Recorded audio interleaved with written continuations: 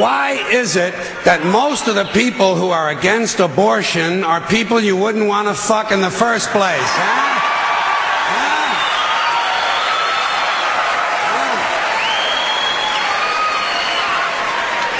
Boy, these conservatives are really something, aren't they? They're all in favor of the unborn. They will do anything for the unborn. But once you're born, you're on your own.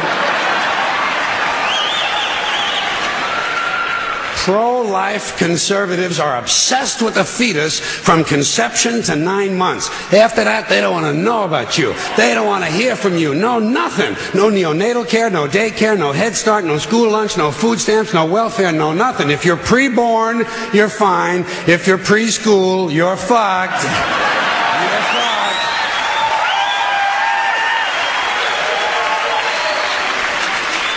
Conservatives don't give a shit about you until you reach military age.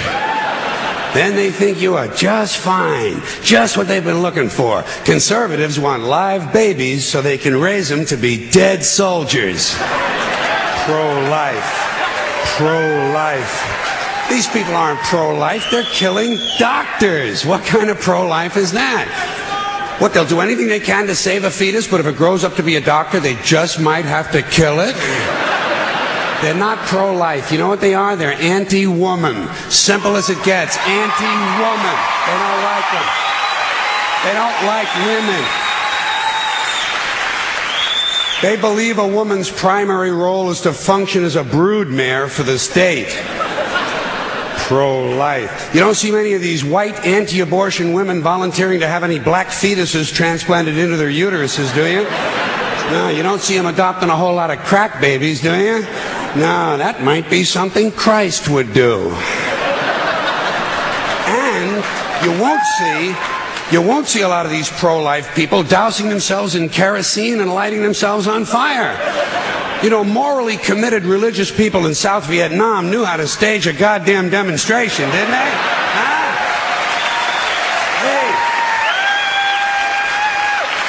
Hey. They knew how to put on a fucking protest. Light yourself on fire! Come on, you moral crusaders, let's see a little smoke to match that fire in your belly. Here's another question I have. How come when it's us, it's an abortion, and when it's a chicken, it's an omelet?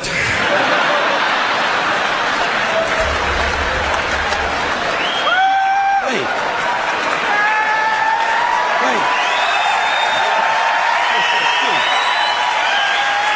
What? Are we so much better than chickens all of a sudden? When did this happen, that we passed chickens in goodness? Name 6 ways we're better than chickens. See, nobody can do it. You know why? Because chickens are decent people. You don't see chickens hanging around in drug gangs, do you? You don't see a chicken strapping some guy to a chair and hooking up his nuts to a car battery, do you? When's the last chicken you heard about came home from work and beat the shit out of his hen? Huh? Doesn't happen. Because chickens are decent people. But let's get back to this abortion shit. Now, is a fetus a human being? This seems to be the central question. Well, if a fetus is a human being, how come the census doesn't count them? If a fetus is a human being, how come when there's a miscarriage they don't have a funeral? If a fetus is a human being, how come people say we have 2 children and 1 on the way instead of saying we have 3 children? People say life begins at conception. I say life began about 1 billion years ago, and it's a continuous process. Continuous, just keeps rolling along. Rolling along. I said, you know something? Listen, you can go back further than that. What about the carbon atoms? Huh? Human life could not exist without carbon. So is it just possible that maybe we shouldn't be burning all this coal? Just looking for a little consistency here in these anti-abortion arguments. See, the really hardcore people will tell you life begins at fertilization. Fertilization when the sperm fertilizes the egg, which is usually a few moments after the man says, gee, honey, I was going to pull out, but the phone rang and it startled me.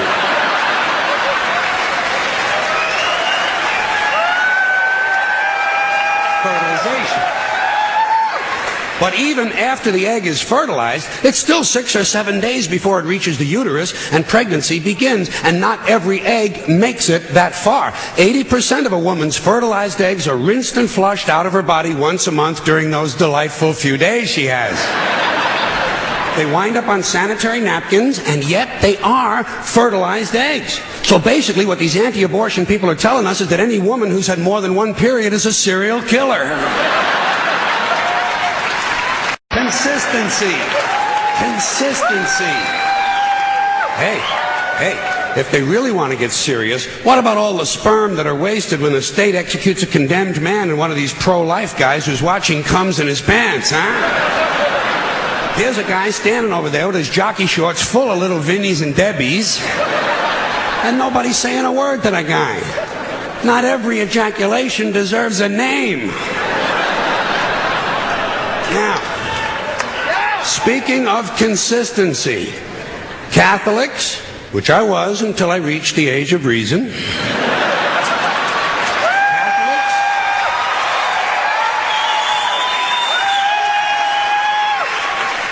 Catholics and other Christians are against abortions, and they're against homosexuals.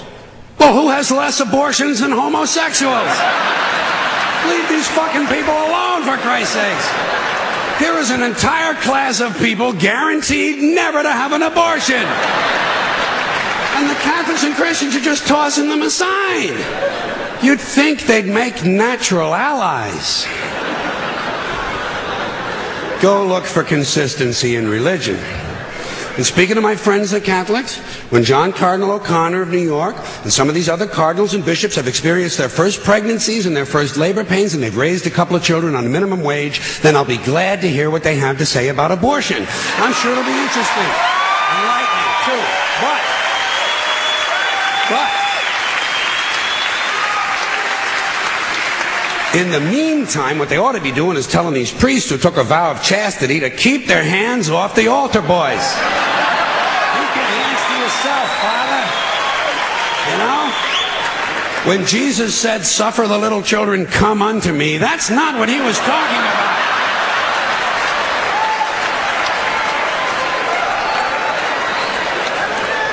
So you know what I tell these anti-abortion people? I say, hey, if you think a fetus is more important than a woman, try getting a fetus to wash the shit stains out of your underwear.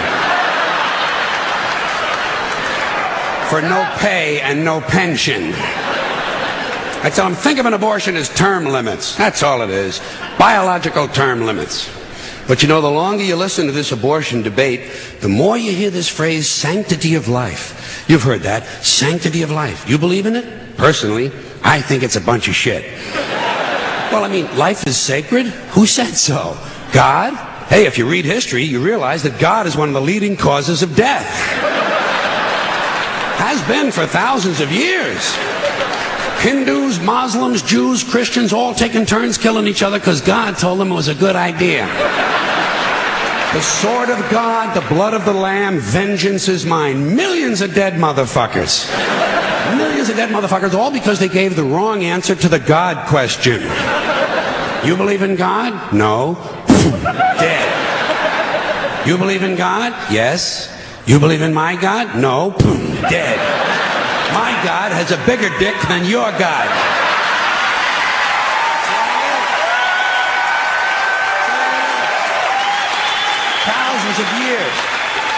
Thousands of years, and all the best wars, too, the bloodiest, most brutal wars fought, all based on religious hatred, which is fine with me, eh? Anytime a bunch of holy people want to kill each other, I'm a happy guy.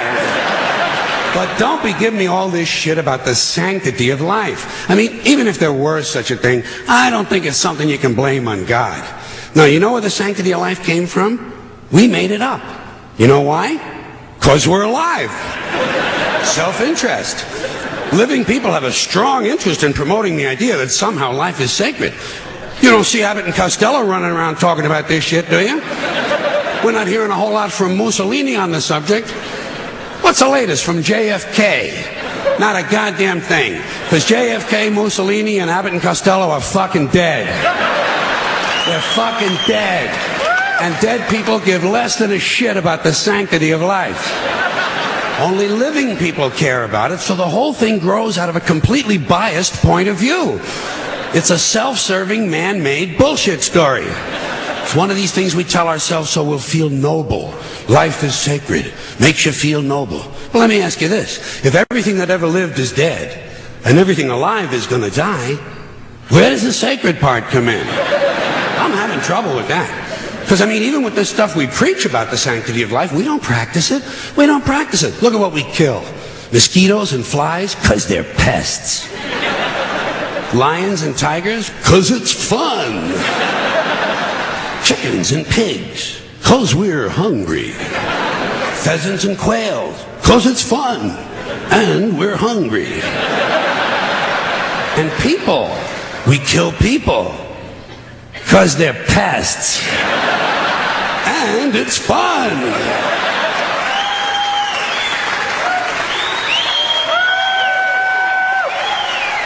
And you might have noticed something else. The sanctity of life doesn't seem to apply to cancer cells, does it? You rarely see a bumper sticker that says, "Save the tumors." Or "I break for advanced melanoma." Ah, viruses, mold, mildew, maggots, fungus, weeds, E. coli bacteria, the crabs. Nothing sacred about those things. So at best, the sanctity of life is kind of a selective thing. We get to choose which forms of life we feel are sacred, and we get to kill the rest. Pretty neat deal, huh? You know how we got it? We made the whole fucking thing up. Made it up. The same way. Thank you. The same way we made up the death penalty. We made them both up, sanctity of life and the death penalty. Aren't we versatile? And you know, in this country now, there are a lot of people who want to expand the death penalty to include drug dealers. This is really stupid. Drug dealers aren't afraid to die.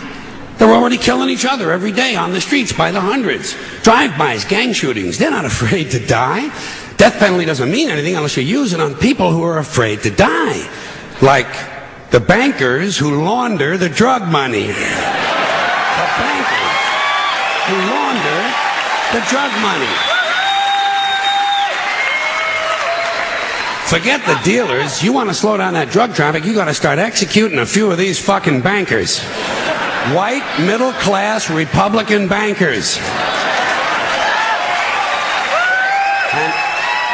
And I'm not talking about soft American executions like lethal injection. I'm talking about fucking crucifixion, folks.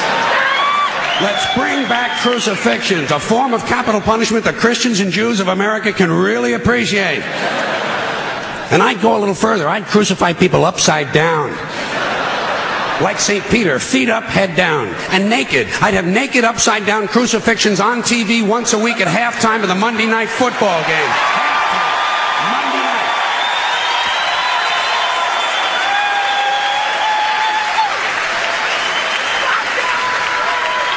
The Monday night crucifixions. You'd have people tuning in don't even care about football. Wouldn't you like to hear Dan Deerdorf explain why the nails have to go in at a certain angle? And I'll guarantee you one thing, you start executing, you start nailing one white banker per week to a big wooden cross on national TV, you're going to see that drug traffic begin to slow down pretty fucking quick. Pretty fucking quick. You won't even be able to buy drugs in schools and prisons anymore. Now, I don't care about capital punishment one way or another, because I know it doesn't do anything. It doesn't do anything except maybe satisfy a kind of biblical need for revenge. You know, if you read the Bible, you see that it's full of retribution and revenge. So really, capital punishment is kind of a religious ritual. It's a purification rite. It's a modern sacrament. And as long as that's true, I say, let's liven it up a little.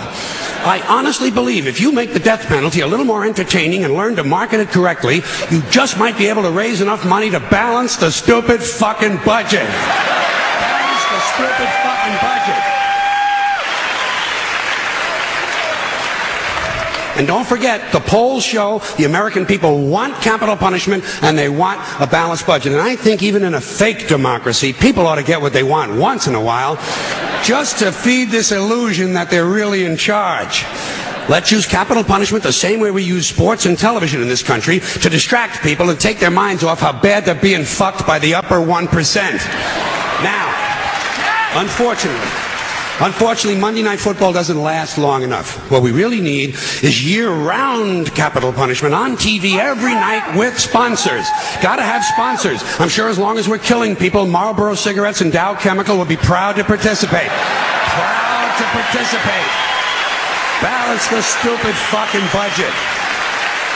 And let me say this to you, my interesting Judeo-Christian friends, not only do I recommend crucifixions, I'd be in favor of bringing back beheadings.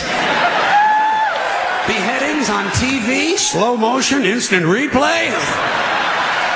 And maybe you could let the heads roll down a little hill and fall into one of 5 numbered holes.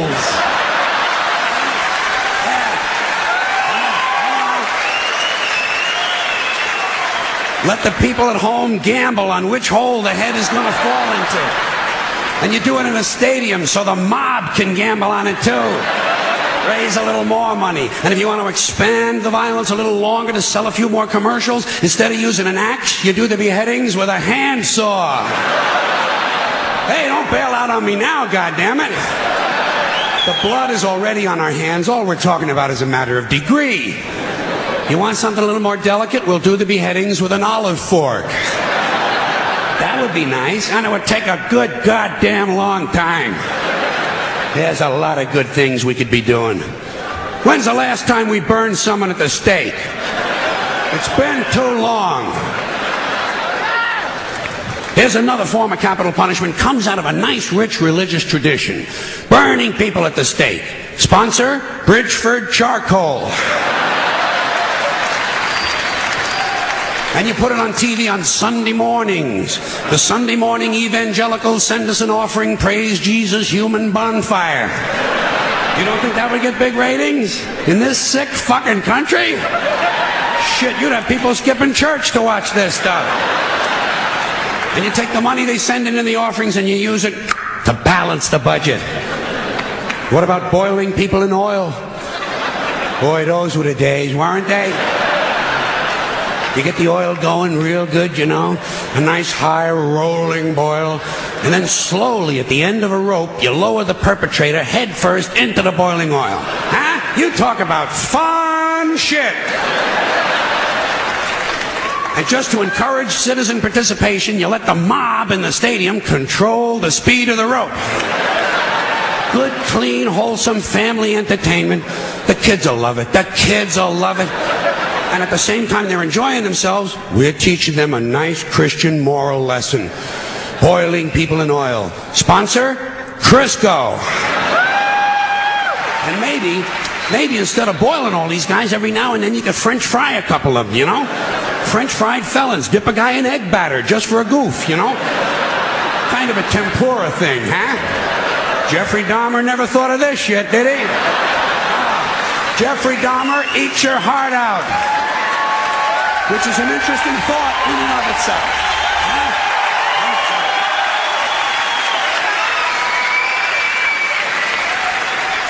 All right, enough nostalgia. What about some modern forms of capital punishment? How about we throw a guy off the World Trade Center and whoever he lands on wins the Publishers Clearinghouse?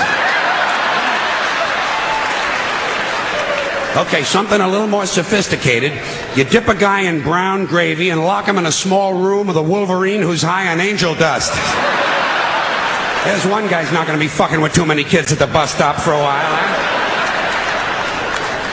Here's something really nice you could do. You shoot a guy out of a high-speed catapult right into a brick wall. Trouble is, it would be over too quick. No good for TV, you know. You'd have to do a whole bunch of guys right in a row. Rapid fire capital punishment. 15 catapults. While you're shooting off one, you're loading up the others. Of course, every now and then you would have to stop to clean off the wall. Cleanliness, right next to godliness. All right, high tech. I sense some of yous are waiting for high tech. I got it. You take a small tactical nuclear weapon and stick it up a guy's ass. A thermonuclear suppository. Preparation H-bomb. You talk about fallout, huh? Whoa. Or you take the bomb and you stick it just inside that little hole on the end of a guy's dick, you know? Yeah, a bomb in the dick. When it goes off, the guy wouldn't know whether he was coming or going. Get out of here. I got you. Hey. Listen. Hey. I got a lot of good ideas. Balance the stupid fucking budget. Here's another idea. I'm going to save you a whole lot of money on prisons, but at the same time we are still going to remove from society many of our more annoying citizens. 4 groups are going away permanently. First group, violent criminals. Here's what you do with these Emmy Award winners. You take the entire state of Kansas. You move everybody out. You give them a couple of $100 for their inconvenience, you know. Gotta be fair. And then you move them out, you put a big 10-story electric fence around Kansas, and Kansas becomes a permanent prison farm for violent criminals. No parole, no police, no supplies. The only thing you give them is lethal weapons and live ammunition so they can communicate in a meaningful way. Then you put the whole thing on cable TV. The Violence Network, VNN. And for a corporate sponsor, you get one of those companies that loves to smear its logo feces all over the landscape. Budweiser will jump at this shit in half a minute. All right, next group, sex criminals. Completely incurable. You gotta lock them up. You could outlaw religion, and most of these sex crimes would disappear in a couple of generations. But we don't have time for rational solutions. Much easier to fence off another rectangular state. Rectangular states are cheaper to fence, saves the taxpayers money, you know? This time, Wyoming.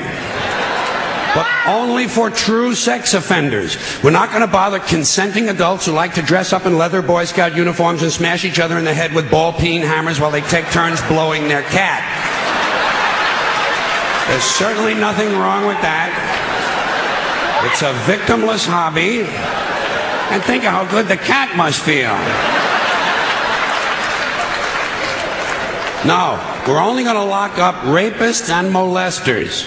Those hopeless romantics who are so full of love they can't help getting a little of it on you. Usually on your leg. You take all these heavy-breathing fun seekers and you stick them in Wyoming.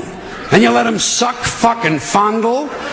You let them blow, chew, sniff, lick, whip, gobble, and cornhole each other until their testicles are whistling, "Oh, come all ye faithful."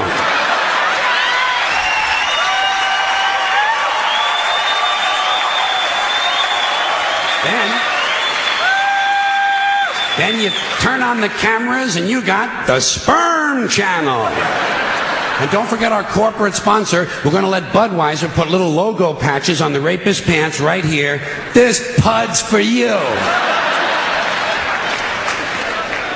All right, next group, drug addicts and alcoholics. Not all of them, don't get nervous. Just the ones who are making life difficult for at least one other person. And we're not going to bother first offenders. People deserve a chance to clean up. Everyone will get 12 chances to clean up. Okay, all right. 15. That's fine, and that's it. Can't make it in 15 tries. Off you go to Colorado.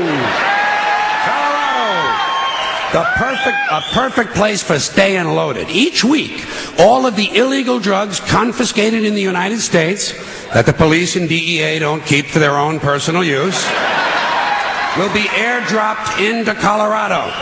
And we're going to turn the Coors Brewery over to the beer-drinking assholes, and everyone can stay wasted, wired, stoned, bombed, hammered, smashed, and shit-faced round the clock on another new cable channel, Shit-Face Central. This is the real Rocky Mountain High.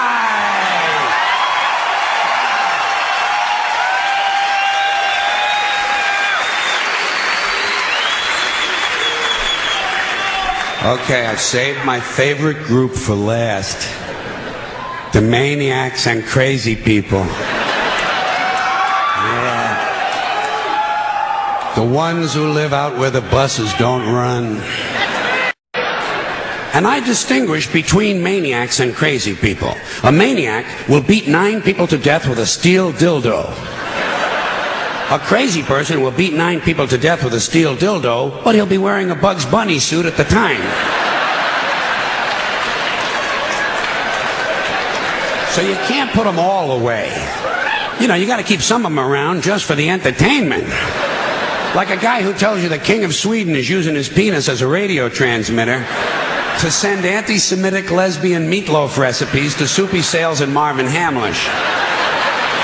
A guy like that, you want to give him his own radio show. No, the Maniac Farm will be reserved strictly for hopeless cases, like a guy who gets a big tattoo on his chest of Liza Minnelli taking a shit. You know? And he tells you if he wiggles a certain way, it looks like she's wiping her ass, you know? A guy like that, you want to get him into custody as quickly as possible. Now, for the Maniac Farm, I think there's no question we got to go with Utah. Utah, easy to fence, right next to Wyoming and Colorado is right next to Kansas, and that means all 4 groups of our most amusing citizens are now in one place, except for the big fences.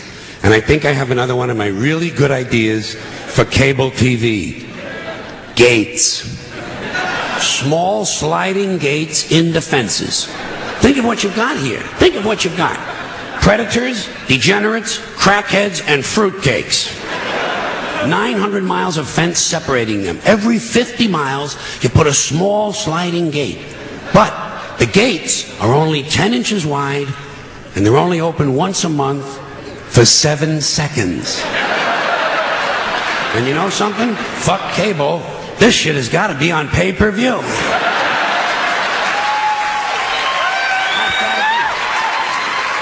Because if those gates are only open 7 seconds a month, you are going to have some mighty interesting people pushing and shoving to be first online. Deeply disturbed, armed, cranky lunatics on drugs. You know the ones. A lot of tattoos. A lot of teeth broken off at the gum line. The true face of America. And every time you open the gates, a few of the more aggressive ones are going to get through. The creme de la creme. The alphas. They're going to get through, they're going to find each other, and they're going to crossbreed. And pretty soon you have a melting pot. Child killers, corpse fuckers, drug zombies, and full-blown wackaloons. Wandering the landscape in search of truth and fun. Just like now. Everyone will have guns, everyone will have drugs, and no one will be in charge. Just like now. But at least we'll have a balanced budget. Thank you.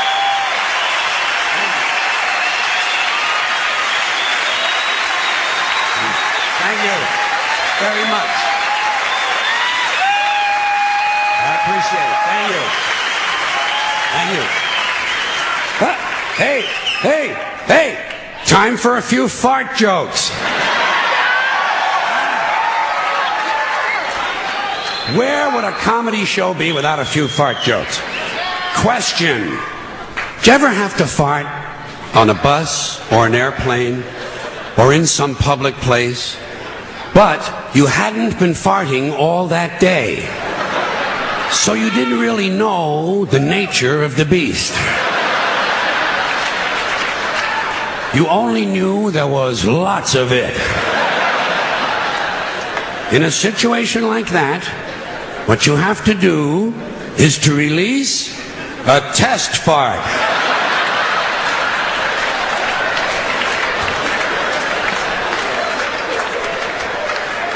You have to arrange to release quietly and in a carefully controlled manner about 10 to 15% of the total fart.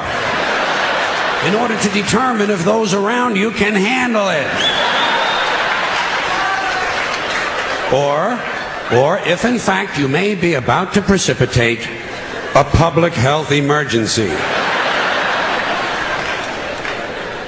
When releasing a test fart, it is often good to engage in an act of subterfuge, such as reaching for a magazine. Say, is that Golf Digest?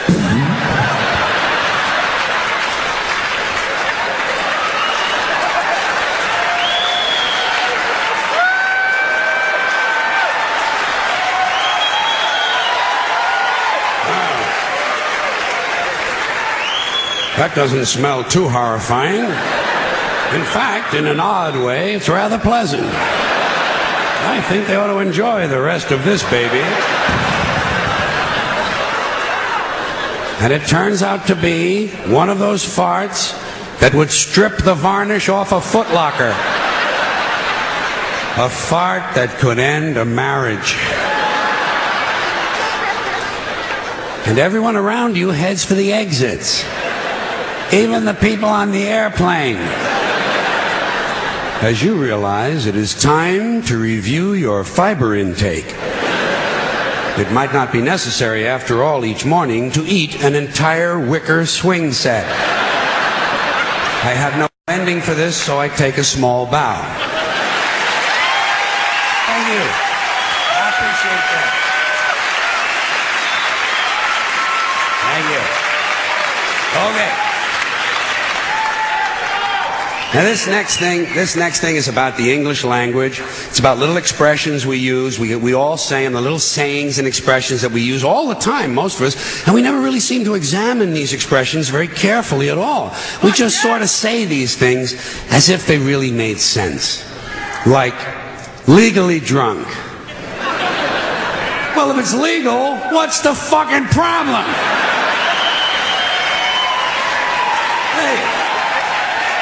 Leave my friend alone, officer. He's legally drunk.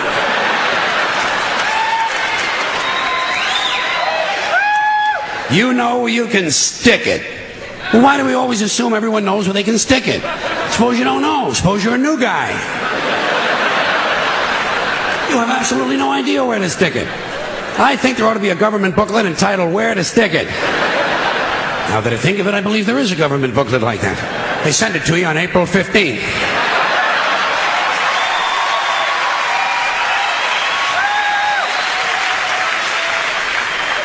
Undisputed heavyweight champion. Well, if it's undisputed, what's all the fighting about?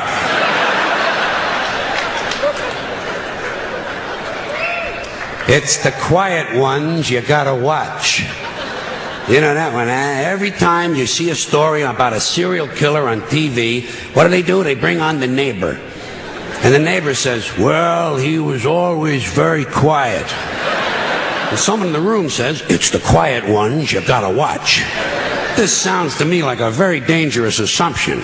I will bet you anything that while you're watching a quiet one, a noisy one will fucking kill you. Suppose you're in a bar and one guy's sitting over on the side reading a book, not bothering anybody. Another guy standing up at the front with a machete, banging it on the bar, saying, I'll kill the next motherfucker who comes in here.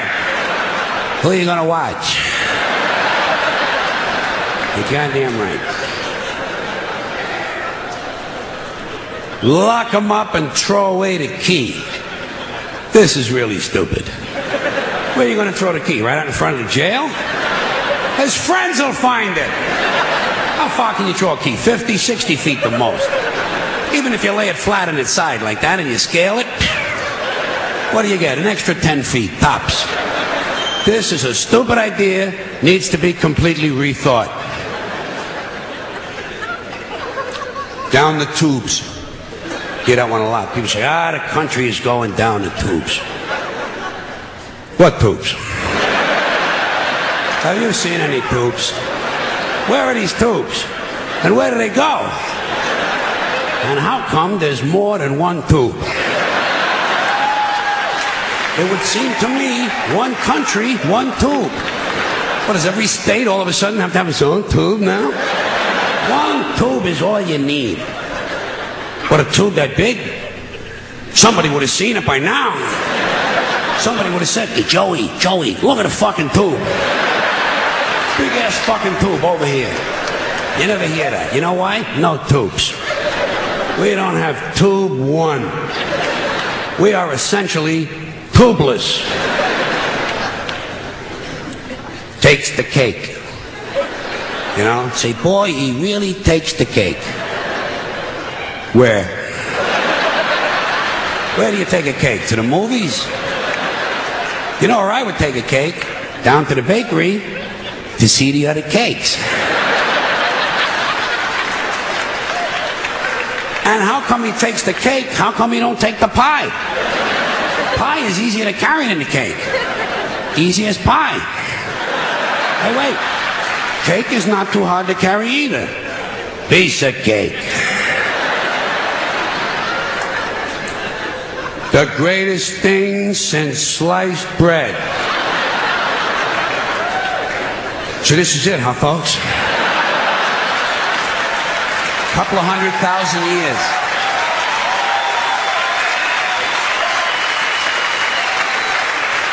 The fucking pyramids, for Christ's sakes. Panama Canal, the Great Wall of China. Even a lava lamp. To me is greater than sliced bread.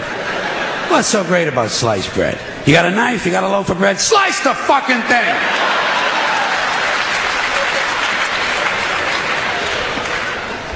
And get on with your life. Out walking the streets. You know, guy gets a parole. They say, now instead of being in prison, this guy is out walking the streets. How do we know?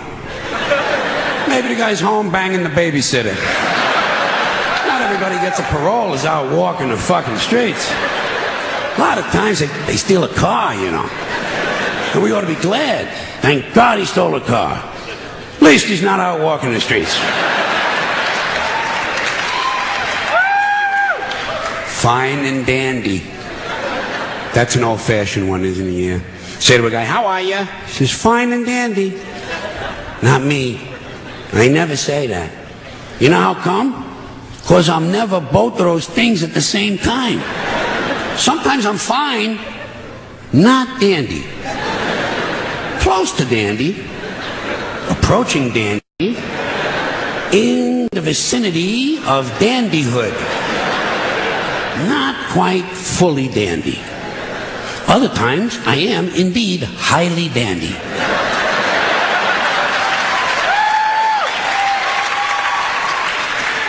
However, not fine. One time, 1965. August, for about an hour. I was both fine and dandy at the same time. But nobody asked me how I was. And I could have told him. I could have told.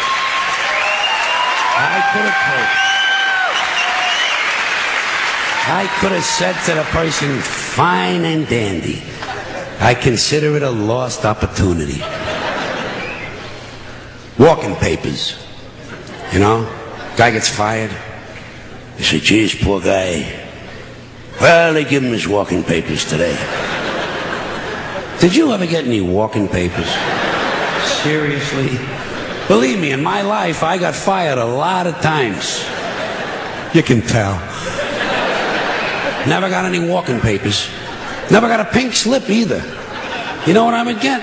A guy would come around to my desk and say, get the fuck out of here!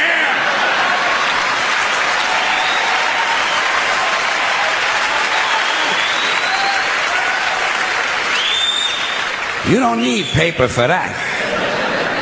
It's like the Riot Act. The Riot Act. They keep telling you they're going to read that to you. Have you heard this thing at all? Especially when you're a kid, they threaten you. You wait till your father comes home, he's going to read you the Riot Act. Tell him I already read it myself. And I didn't like it either. I consider it wordy and poorly thought out. He wants to read me something. How about the Gentleman's Guide to the Golden Age of Blowjobs?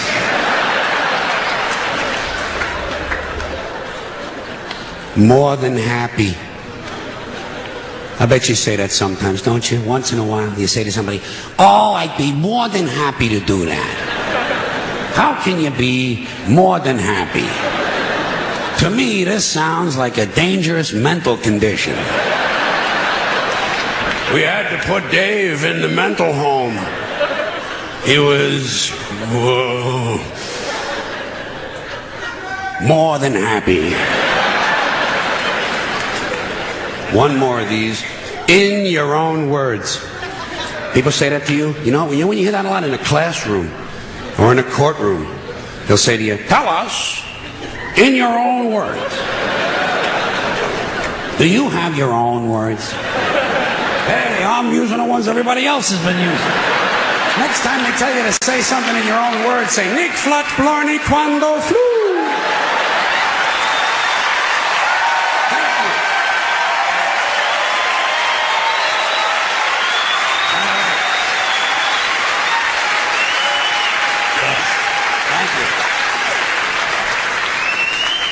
Now this next piece of material is real simple.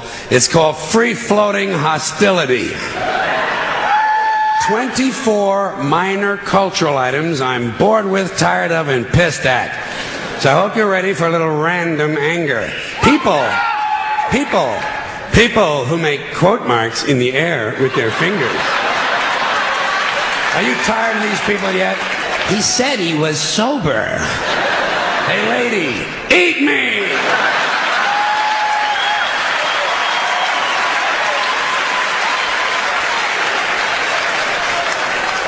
Bada boom, bada bing. Next guy says to me, bada boom, bada bing is getting kicked right in the fucking nuts. Bada boom, motherfucker! You want to try bada bing? Bad hair day. Where did this shit come from? What a superficial culture. Put on a hat and go to work, you shallow cunt.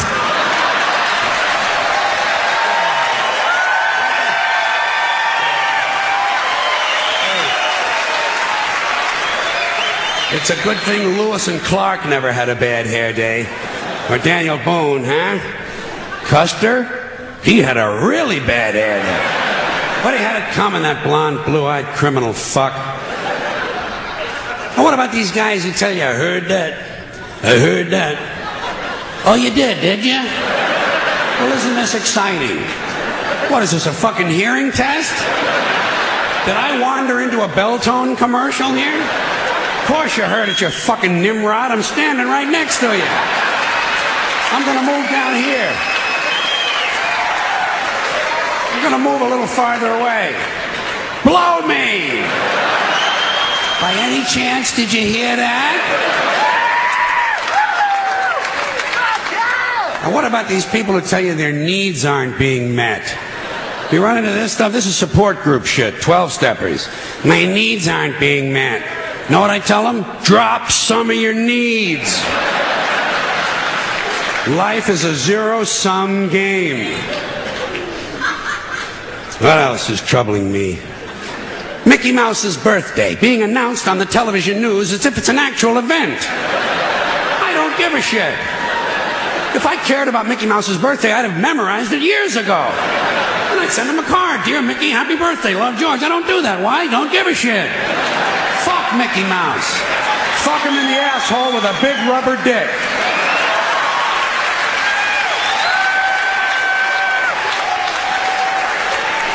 Then break it off and beat him with the rest of it. I hope Mickey dies. I do. I hope he goddamn dies. I hope he gets a hold of some tainted cheese and dies lonely and forgotten behind the baseboard of a soiled bathroom in a poor neighborhood with his hand in Goofy's pants. Mickey Mouse. No one in the world takes our country seriously. We waste valuable television time informing our citizens of the age of an imaginary rodent. Now let me ask you this. The two pandas in the zoo, do you care if they fuck? I don't. Why don't they stop telling me on the news the pandas didn't fuck again this year? I'm not concerned. I have no emotional stake in panda fucking, all right? If they want to, they will. If not, they'll watch The Price is Right. Probably the only reason they're not doing it on time is because some jackoff from the environmental movement has moved into the cage with them.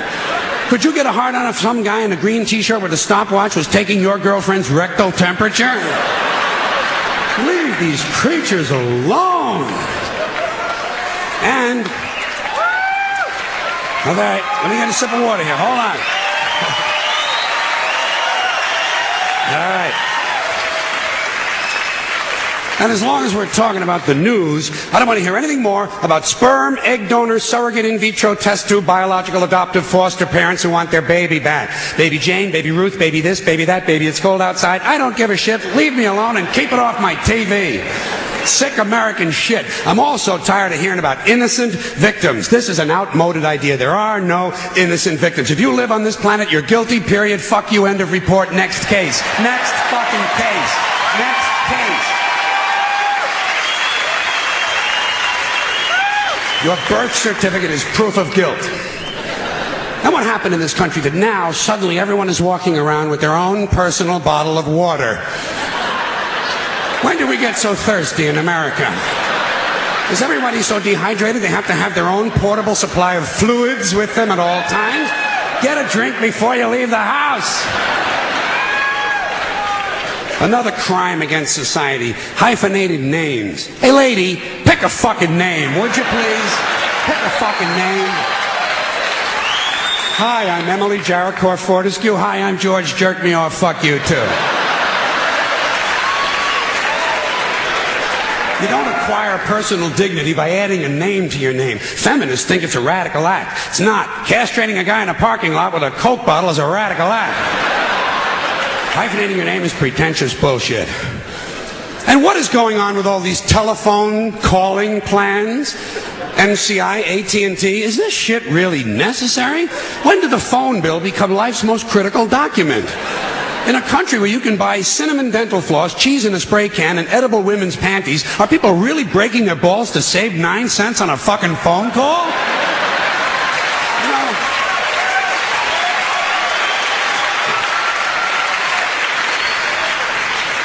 Talking to your mother once a year might not be the most pleasant thing in the world, but it should not be seen as a critical spending decision.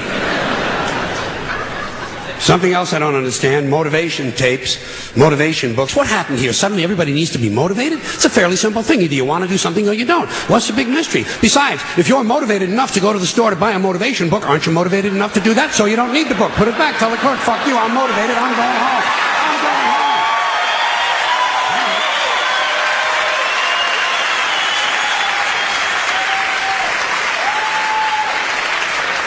And can anyone explain to me the need for 1 hour photo finishing? You just saw the fucking thing.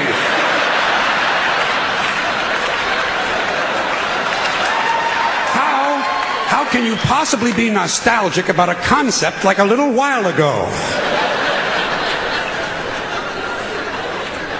Another complaint, too many vehicles. There are some families in this country own entirely too many vehicles. You see them on the highway in an RV. But that's not enough for them. RV is not enough. Behind them, they're towing a motorboat, go-kart, dune buggy, dirt bike, jet ski, snowmobile, parasail, hang glider, windsurfing equipment, a hot air balloon, and a small two-man deep-sea diving bell. Doesn't anyone just take a fucking walk anymore? The only thing these people lack is a lunar excursion module. Too many choices, America. It's not healthy. Another abomination.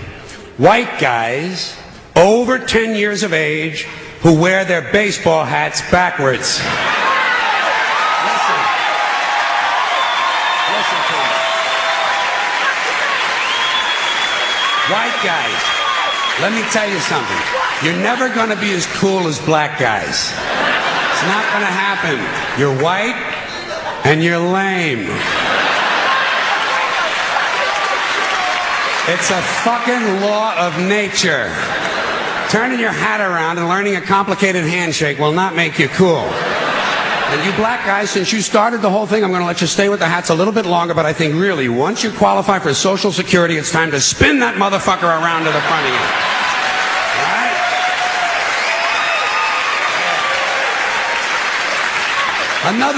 Another tip for the men. The earring, the thing with the earrings, it's over. It's been over for a long time. Doesn't mean anything anymore. It was supposed to piss off the squares.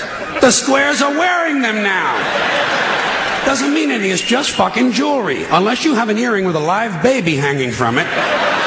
It's just jewelry. And I want you to know I'm in favor of self-mutilation and personal disfigurement.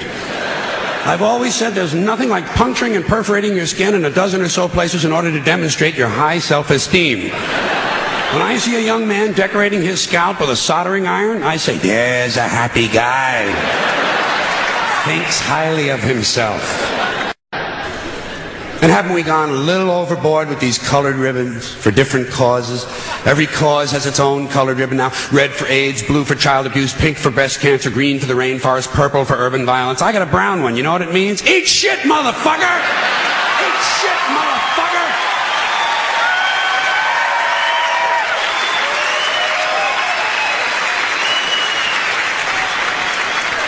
And what can we do to silence these Christian athletes who thank Jesus whenever they win, never mention his name when they lose? Not a word. You never hear them say, Jesus made me drop the ball. The good Lord tripped me up behind the line of scrimmage.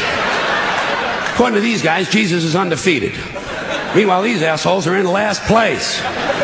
Must be another one of those miracles. And speaking of delusional people, what about a guy who hears a voice in his head tells him to kill his entire family, so he does it? Is this the only thing a voice in the head ever tells these people to do, is to kill others? Doesn't a voice ever tell a guy, go take a shit on the salad bar at Wendy's?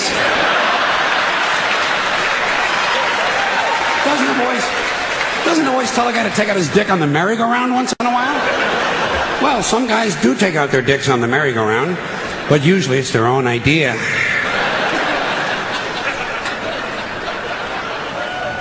Something else I can do without: aftershave and cologne. And this disgusting shit that men put on their bodies. Just what I need in the elevator. Some guy standing next to me smells like a fucking pine tree. I said, go home and wash, you smelly prick. You smell like the urinal in a Portuguese cat house. Goddamn, guys are stupid. Guys are really fucking dumb. They think they're going to get laid with this stuff, you know. Oh yeah, they put it on at home. Oh boy, I'll get laid tonight. I'll get laid tonight. You don't get laid with green shit that comes out of a bottle, okay? And the only smell that's going to help you get laid might be your own natural scent. You have pheromones. It's a secondary sex characteristic. People in America, nervous about sex. They want to cover that up and disguise it. Guys in Europe, they know how to live. Guy gets in the elevator over there, he smells like a pile of dog shit.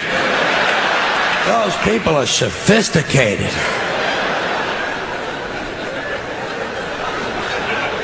Getting pretty tired of these guys walking around in cowboy hats and cowboy boots. You ever see these jack-offs? Can't we kill some of these motherfuckers walking around in a fucking cowboy hat? Grown man. It's not even Halloween, for Christ's sakes. I say, hey, Tex, grow up and get yourself a wardrobe consistent with the century you're living in. Why do certain men feel the need to dress up as mythic figures? You don't see anyone walking around in a pirate costume, do you? When's the last guy you ran into had on a Viking outfit? Make-believe cowboys. Closest they ever got to a cow is when they stopped to take a piss at an Arby's. And camcorders. Here is technology gone berserk. Everywhere you go now, there's some dick, some yo-yo, some putz with a camcorder, and he is going to tape everything. Doesn't anyone in this country just stop and look at things anymore? Sort of take them in? Maybe even remember them? Is that just a strange notion? Does experience have to be documented and brought home and saved on a shelf? And do people really watch this shit? Are people's lives so bankrupt they sit at home looking at things they already did? And these guys are so intense, you know. It's always guys. They won't let women touch the cameras. It's a highly technical skill. Look through a hole, push on a button, big skill, and they all think they're Federico Fellini. Ever seen any of this shit? Low angles, zooms, and pans, and it's the same ugly 3 children in every goddamn shot. All the George Lucas magic in Hollywood is not going to change the unfortunate genetic configuration on the faces of these children. Keep these unfortunate youngsters out of public view. Now, a lot of these, hold on a second. A lot of these cultural crimes I've been complaining about can be blamed on the baby boomers. Something else I'm a little tired of hearing about. The baby boomers. Whiny, narcissistic, self-indulgent people with a simple philosophy. Give me it, it's mine! Give me that, it's mine! These people were given everything. Everything was handed to them. And they took it all. Took it all. Sex, drugs, and rock and roll. And they stayed loaded for 20 years and had a free ride. But now they're staring down the barrel of middle-age burnout. And they don't like it. They don't like it, so they turn self-righteous. And they want to make things hard on younger people. They tell them abstain from sex. Say no to drugs. As for the rock and roll, they sold that for television commercials a long time ago. So they could buy pasta machines and Stairmasters and soybean futures. Soybean futures. You know something? They're cold, bloodless people. It's in their slogans, it's in their rhetoric. No pain, no gain. Just do it. Life is short, play hard. Shit happens, deal with it. Get a life. These people went from do your own thing to just say no. They went from love is all you need to whoever winds up with the most toys wins.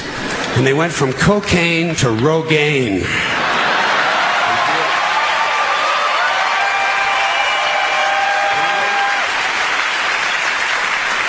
And you know something? They're still counting grams, only now it's fat grams.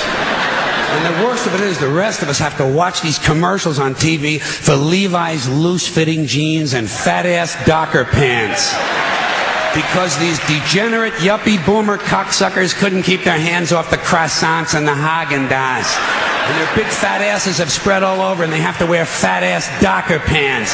Fuck these boomers, fuck these yuppies. And fuck everybody, now that I think of it.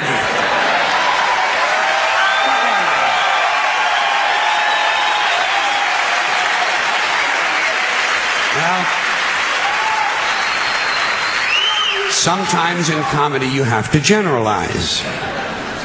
Now there's one thing you might have noticed I don't complain about. Politicians.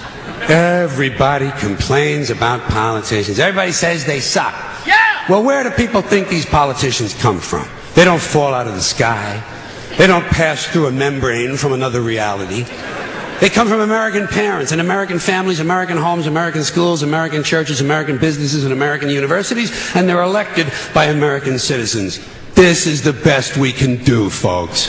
This is what we have to offer. It's what our system produces. Garbage in, garbage out.